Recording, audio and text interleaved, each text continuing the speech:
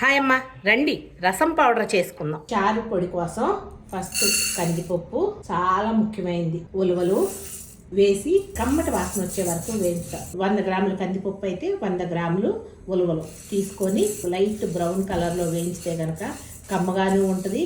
మీకు కిడ్నీలో రాళ్ళు కానీ గాలి బ్లాడర్లో రాళ్ళు కానీ రాకుండా ఉంటుంది. ఆరోగ్యానికి మంచిది, మంచి డైజెషన్ కూడా అవుతుంది. ఉలవలు కందిపప్పు కమ్మటి వాసన వస్తున్నాయి. ధనియాలు వేసుకోండి. 100 గ్రాములు కందిపప్పు, 100 గ్రాములు ఉలవలు, 50 గ్రాములు ధనియాలు. కొంచెం వేగిన తర్వాత 25 గ్రాములు మిరియాలు, అలాగే 25 గ్రాములు జీలకర్ర వేసి వేయించుదాం.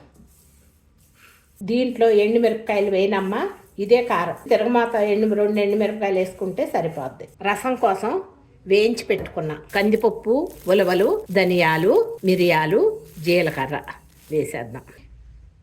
ఉప్పు, పసుపు, ఇంగవ ఇవన్నీ వేసి కొంచెం బరకగా పౌడర్ చేసుకొని వచ్చేద్దాం. రసం పౌడర్ ఇలా కొంచెం బరకగా పట్టాం కదా.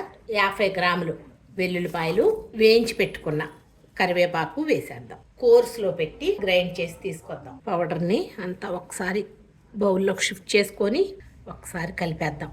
ఎండుమిరపకాయలు చాలామంది వేసుకుంటారు. మా అమ్మ వేసేవారు కాదమ్మా. అప్పటికప్పుడు ఊరినే 2 ఎండుమిరపకాయలు వేసి వదిలేసేవాళ్ళు అన్నమాట. కారం సరిపోతుంది, మిరియాల కారమే ఎక్కువ ఉండాలి అని. ఇంతేనమ్మా, సింపుల్గా రసం పౌడర్